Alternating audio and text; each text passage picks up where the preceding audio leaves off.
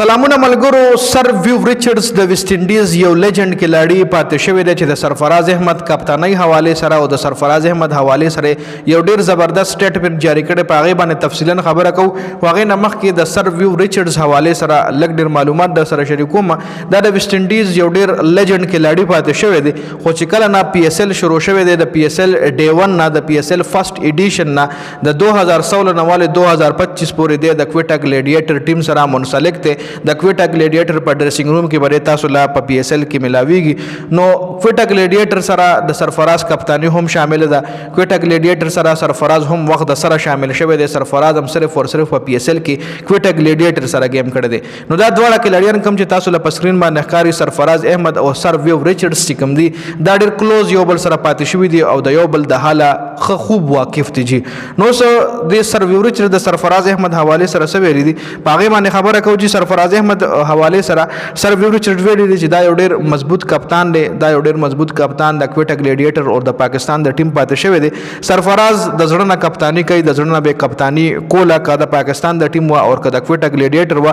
سرفراز د پاکستان په کرکټ کې ډیر وخت د پاره یاد لرل کیږي. سرفراز چې کم مطلب کم سرویسز پاکستان کرکټ ټیم له پرووایډ کړی دي، یو خو غټه کارنامه دا غدار چې په 2017 کې چیمپئن ټرافي د سرفراز په کپتانۍ کې پاکستان ګټلې ده. سرفراز د چیمپئن ټرافي چې کومه ټرافي و په 2017 کې سرفراز اوچته کړی و. پاکستان تر اوسه پورې د آی سی سی 3 ټورنمنټ ګټلې دي. په 1992 کې عمران خان، په 2009 کې یونس خان او په 2017 کې سرفراز احمد. نو ځکه سر ویو ریچارډز ویلي دي چې سرفراز احمد به د پاکستان د کرکټ په تاریخ کې ډیر وخت د پاره یاد لرل کیږي او پاکستان ته براتون کې وخت کې د سرفراز احمد غونته کپتانان نور هم ملاویږي، ځکه چې د ډیر نوجوانان کلاډیان چې کوم دي هغه انسپایر دي. نو دا سر ویو ریچارډز د سرفراز احمد حواله سره دا خبره کړې و. حکومتونګه خبرو کو کنن سبا تاسو شاهین ګورئ یا شاهد فخر زمان ګورئ یا تاسو بابر اعظم ګورئ یا تاسو بل کم ګراشه خک کلاډي د پاکستان سره محمد عامر ګورئ یا شاهین افریدي تاسو ګورئ. نو دا سرفراز احمد شاکار دی. جی شاهین افریدي، شاداب خان، فخر زمان، بابر اعظم د صدور پنځو مین کلاډیانو سره سرفراز احمد په 2017 کې چیمپئن ټرافي لته. سرفراز احمد ګورا فخر زمان ته اعلی مکمل او شو چې محمد حفیظ انجرډ شو په د چیمپئن ټرافي کې. چې کله حفیظ انجرډ شو نو فخر زمان لا مکمل او شو د سرفراز په کپتانۍ کې. ساوث افریقا خلاف په نومبري میچ کې فخر زمان 49 رنزونه تقریبا جوړ کړي او ډیر زبردست بیټینګ یې کړو.